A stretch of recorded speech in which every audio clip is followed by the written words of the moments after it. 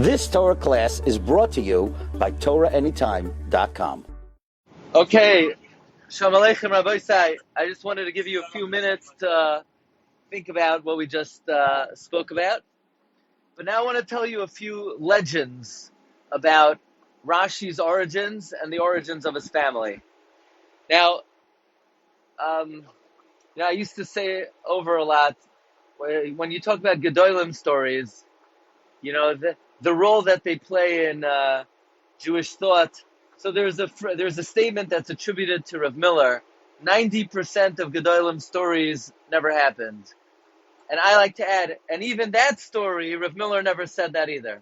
But so you have to understand that Gedolim stories is not Torah Misinai. We don't know exactly, did they happen, did they not happen? It's not really important whether they happened. The point is, if you want to get a feel, if you want to have a picture for who the person was and what people thought about them, so you get a little bit of a feel how people consider them based on the stories that they say. And someone of the caliber of the personality of Rashi, there's no doubt that there must be some special legend about the way Rashi was born. You can't have a personage the caliber of Rashi be born under natural circumstances. So the fact that we have this legend means the esteem that the Jewish people have for Rashi. So Rashi's father, contrary to popular opinion, some want to say that Rabbeinu Yitzchak, the father of Rashi, was not a learned scholar, and that's why Rashi wanted to honor him by opening up his comments on the Torah. Amar Rabbi Yitzchak, Rashi's father's name was Rabbi Yitzchak. That's why Rashi is called Reb Shlomo Yitzchaki. But in fact, Rabbeinu Yitzchak was a great scholar. Rashi cites him in Masechta Avodah Zarah.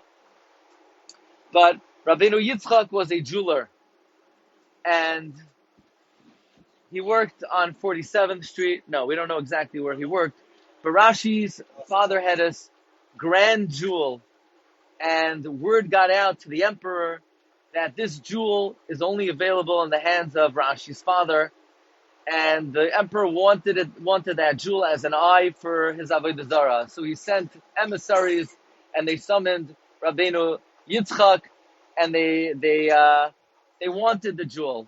Rabbeinu Yitzchak had this great dilemma. How could he, heaven forbid, provide a jewel for the eye of an Avodah Zarah? And he was on the ship, and legend has it that he was forced to give over the jewel, and he, quote unquote, lost his step, and the jewel fell out of his hands into the ocean. And Min HaShamayim, they came to him and they said, as a reward for your Mesiras Nefesh, not to provide a jewel for Avodah Zarah, you will merit a great light, a great jewel who will illuminate the eyes of the Jewish people. That's the story they say about Rashi. So again, that just shows that the Jewish people consider Rashi to be such a bright luminary that how can his birth be just some kind of natural occurrence? It has to be associated with the supernatural. I want to tell you a legend about the son-in-law of Rashi. It's almost hard to say over. A very important feature of the life of Rashi is what we call Beisoi Shel Rashi, Rashi's household. And we're going to talk about Rashi was a Torah dynasty that existed for 6 generations. Okay, here we go. Because you're going to have to memorize this. Nobody will walk away from this trip without knowing the 6 generations of Rashi. Number 1, Rabbeinu Shlomo Yitzchaki. Rashi had 2 son-in-laws, the Rivan, Rabbeinu Yehuda Bar Nasan, and Rabbeinu Meir. That's generation 2.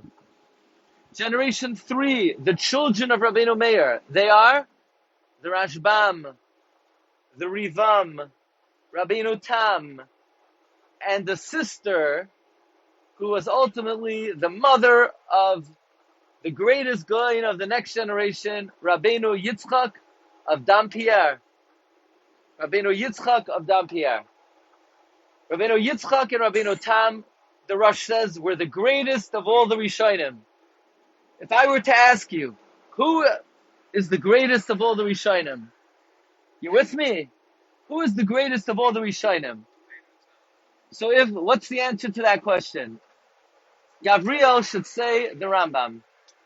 if you're a Sephardi, you should say the Rambam. That's the tradition of the Rambam. The Ritva writes, from the times of Moshe Rabbeinu, there was no one greater than Rabbeinu Moshe ben Maimon.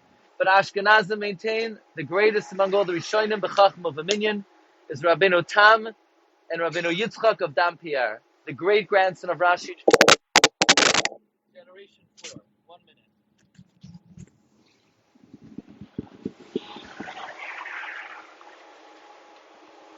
Generation 5, Rabbeinu Elchanan. Rabbeinu Elchanan ben Rabbi Yitzchak. Rabbeinu Elchanan was killed in the Third Crusade. He was one of the great Balei HaTosfos. His Tosfosim were compiled by his father, Rabbeinu Yitzchak. That's generation 5. Rabbeinu Elchanan had a son, Rabbeinu Shmuel, the 6th generation from Rashi, the redactor of Tosfos on Masechta Moed Katan. So you have Rashi, Rashi's sons-in-law, Rabbeinu Yehuda and Rabbeinu Meir, Rashi's grandchildren, Rashbam, Rabbeinu Tam, and the mother of Rabbeinu Yitzchak, the Ri Hazaken. The Ri Hazaken, Rabbeinu Elchanan, and number 6, Rabbeinu Shmuel, author of Tosfos on Masechta Moed Katan. Where did Rashi get these son-in-laws from? So Rashi had no sons, and Rashi educated his daughters as if they would be sons. You have to understand, 150 years ago, your great-grandmothers could not read and write. Women were not educated to read and write as long as 100 years ago. And now we're talking about in the Middle Ages when the King of France couldn't read and write. He had to go to college and postgraduate school to learn how to make an X to sign his name so that when the King of England came, he didn't look like a fool that he couldn't sign a document. So after 10 years of education, the King of France knew how to make an X. So we're talking about an age where most men could not read and write. Rashi trained his daughters to be scribes. Rashi dictated to his daughters part of Pirush Rashi. Rashi's first daughter had an easy time with the Shidduch. Again, this is a legend. She married one of the great students of Rashi, the Rivan, Rabbeinu Yehuda bar Nassan. Rashi's second daughter, legend has it, this one wasn't good, the other one wasn't good. She didn't go for any of the suggestions. And it was getting a little bit difficult for Rashi. So Rashi took an oath that the first guy that knocks on the door in the morning will be the son-in-law of the based Rashi. And that night, she's crying, she's weeping. Even the other sister, the first sister is Miriam. Miriam is married to the Rivan. Miriam is nervous, and certainly this girl herself, Yocheved, who's going to come into the house? Who's going to knock on the door? Please, it should be at least somebody who's one of the primary students of Rashi. Who is it going to be? She's nervous. Nobody could sleep in the house of Rashi. And early that morning, there's a knock on the door. And standing at the door was a Shlemazel, beggar. The only milah he had was that he only wore those rags 97 times before he knocked on that door. That was the biggest milah he had. Not a Talmud Chacham, not learned, ill-mannered. This is the legend that's reported in all of the biographies of Rashi. Has not been published yet by Art Scroll, but in the official biographies of Rashi, we have this legend. And Rashi, they said, no, Rashi, be mater neder. Rashi's, no, he's not so pashut, you could just be mater such a neder. So Rashi sat down to learn with this boy, and he sat there, no comment, nothing to say, and they were weeping, they were crying, and Rashi said, no, if only I had a few hours with him. And they said, okay, let us know. And one time Rashi sat and learned with him for a few hours, and Rashi asked him for his feedback, and his feedback was, he had no understanding, no comprehension, and the days passed, and they didn't know what to do. Rashi was working on a very difficult sugya.